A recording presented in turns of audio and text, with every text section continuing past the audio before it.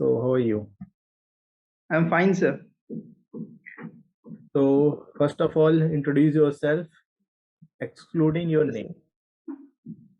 sir. Sir, I am from Mahendragarh, Haryana. I did my secondary and senior secondary education from DAV Senior Secondary School, Mahendragarh.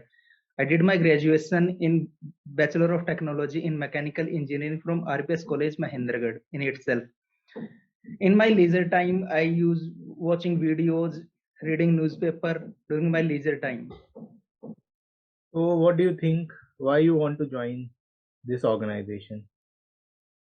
So IB is a wonderful organization to work in. The work in this organization is very diverse and challenging. So this gives me a scope to enhance my knowledge and a lot. So the spirit of the service encourages me to, to defend our country and render rational services when called upon to do so. So it's my honor to join this organization. Okay, very good. So, what do you think? What are the challenges with respect to the cyber security in India? So as India is a very populated country, the data over the internet is very exclusive. So it's very difficult to manage that data and to maintain the secrecy of everyone's in this digital world. So India is facing a very lot of difficulties in the cyber world. Okay. Have you heard about cryptography? What is cryptography? So cryptography is the digital currency that is launched by many different countries all over the Is world. it is not a digital currency, that is cryptocurrency. Okay, that you're talking about. Okay. I just Okay. want I just wanted to know about the cryptography. What is cryptography? Sorry, sir, I am not aware about cryptography. I'm sorry.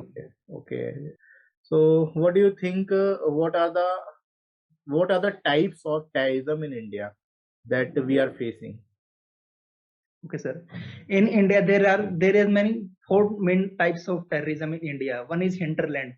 This is this is spread in the internal parts of the India, particularly in Jammu and Kashmir and some others like Pakistan in Khalistan movement, in Jammu Kashmir militancy.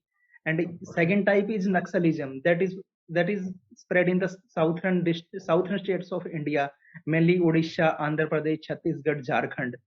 And third type is northeast insurgency. This is mainly spread in the northeast regions. Out they are they are concerned about their tribal community and their areas. And fourth one is mainly terrorism, that is militancy exercises that is practiced all over the India, that may be against the paramilitary forces and armed forces and the state police forces and administration. Okay, that's good. So what do you think? What is the impact of democracy with respect to internal security? Okay, sir. Democracy is very interrelated with the internal security of India. Democracy prides the every citizen their rights and their duties to perform in within the nation and respect the national services and the national flags and everything.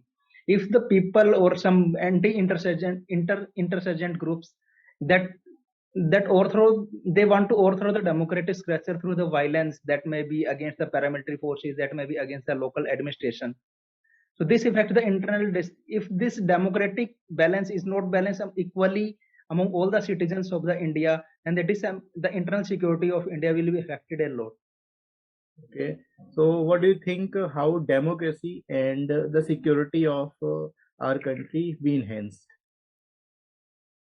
So democracy and internal security may be enhanced by spreading awareness about the citizens. As in the Naxalism areas, the people are not aware about their rights, so they are exploited by the some senior authorities or maybe by local administration. So by spreading awareness about the democracy, their rights, the Naxalism can be averted at a certain limit. Okay. So if we talk about in terms of our country, what do you think? What are the relation with China? Sir, China relations are at very different stages.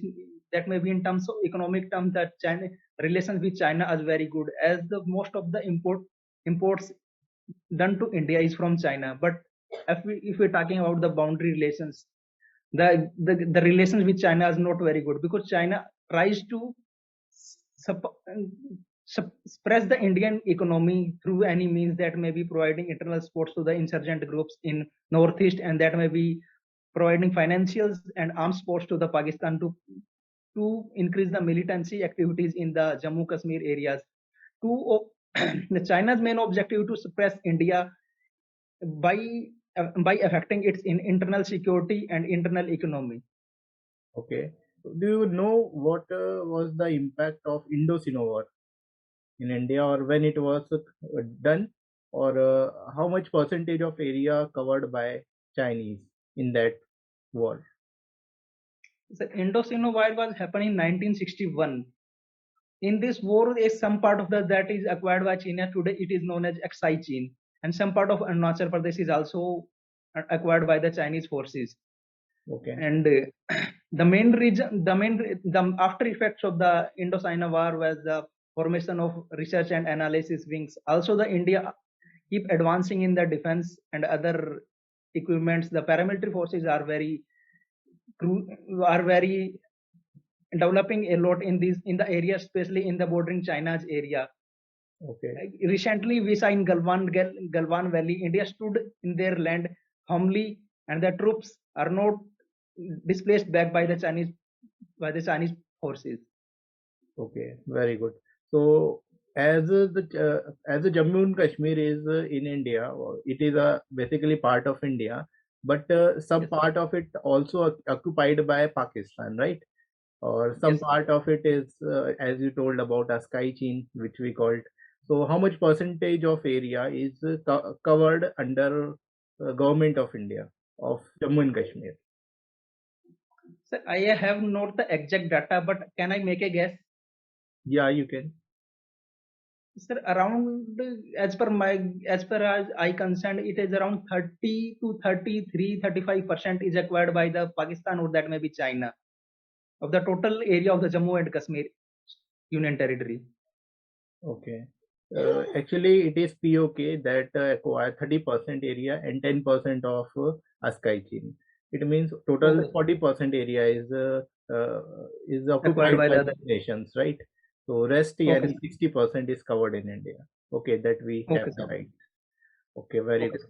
Now, what do you think? What are the root causes of terrorism in India? There are various type of terrorism you have talked about already, right? So, what are the causes that make our country vulnerable with respect to that? So the main causes of terrorism, firstly, is the inequality of wealth, inequality distribution of wealth, and underdevelopment areas in the, especially in the northeast and the southern states of India. And Okay. the second one is exploitation by the upper caste or the local administration of the tribal peoples, that they are overrun by the activities of the administration. And the second one is in the Jammu Kashmir area and the Pakistan area, the terrorism is mainly performed by the activities of the ISI, that is the main Pakistan's intelligence agency, and some of the terrorist organization that is operated from Pakistan occupied Kashmir or from Pakistan, to overthrow the democratic structure and the economy of the India mainly. Okay.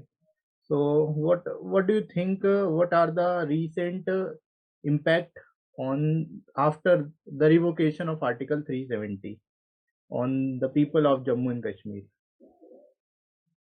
So after the revocation of Article 370 on the 15th August 2019, the people of there is a feeling of unity among the all over the India. People feel, as there is a one constitution and one laws and one Indian penal codes are applied in the whole of the Jammu Kashmir, that are applied in the whole other part of the India.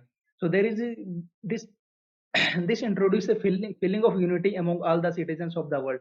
Second is, after the revocation of Article 370, the militancy exercises or activities are reduced very much, because this enables the paramilitary forces and the other laws are enacted in the Jammu and Kashmir areas, which which which also increases the development activities and gives employment to the youth of the Jammu and Kashmir Union Territory.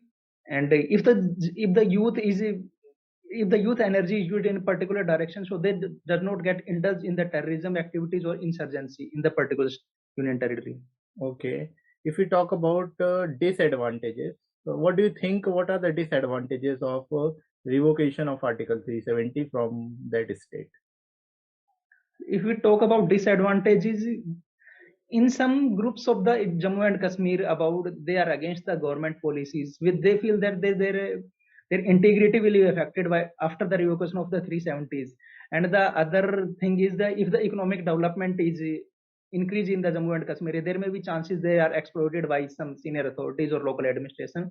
And second is the natural beauty of the Jammu and Kashmir will also get affected by the economic development. There may be infrastructure development and roads and other things. So they fear that their integrity and their rights are exploited by the peoples of other parts of the India. Okay, very nice. Okay, very good. Now we move to the some other section. Now tell me about yourself. What are the key strengths you have that will make you an asset in IB? Yes, sir. Sir, I am a hardworking person who tries to complete his task in the given time. I'm amicable person who always adapt myself according to the environment given to me, and tries to learn the new things from where I can get. And I'm very courageous, confident in my duties that are assigned to me by anyone, that may my family or my school or that organization that I'm working for. Also, sir, I am very quick learner, so learn things is also my hobby, that may be of knowledge or that may be of some social things. Okay, very good. So, what do you think? What will be the areas that you have to face some kind of problems after joining this job?